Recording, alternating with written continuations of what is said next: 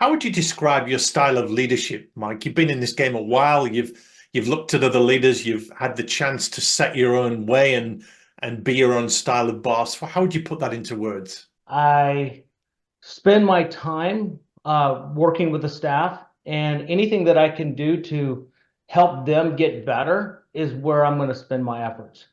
I'm also a scoutmaster, and so in my scoutmaster training, one of the things you kind of learn is the in edge method. You got to explain, demonstrate, guide, and enable. Hmm. What makes a good employee from your perspective? I love an employee that has just ownership in what they do. That they, understand the big picture of what they need to accomplish.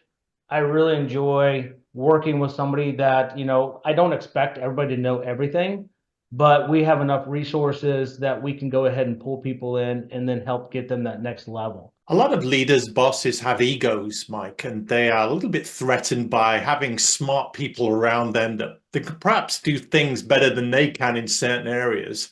Do you get threatened by things like that? And if not, how do you embrace that idea that people can be more intelligent and better than you?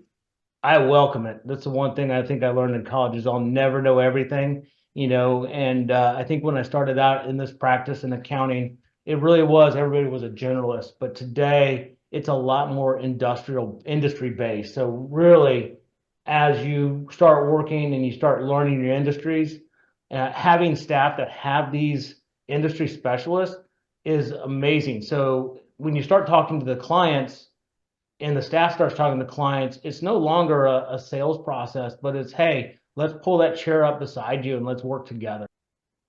Firms claim to have an inclusive culture and a work-life balance, but talk is cheap. Can you think of any examples of where that's come out or how that plays out in the day-to-day working of being in your team?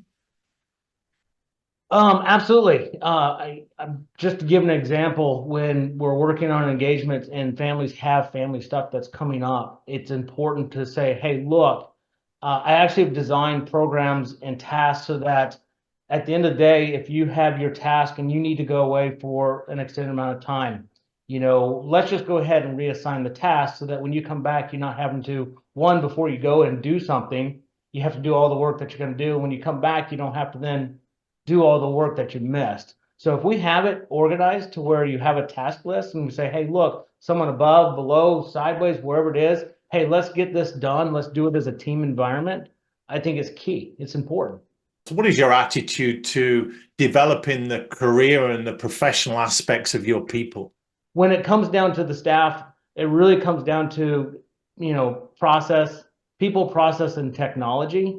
And so every one of those aspects needs training. If you don't, exercise a muscle, it won't get better. And so making sure that they get new technology, they get exposed to, get training to make sure that they get the people development they need to either advance their career or advance what they're doing, and then learning those processes and how it all comes together. You don't do that just because you come to work. Who's influenced you as you've grown up to be a leader and a boss, Mike, for good or for bad? Sometimes we have leaders that are bad role models, and you think, I'm never going to do it the way you're doing it.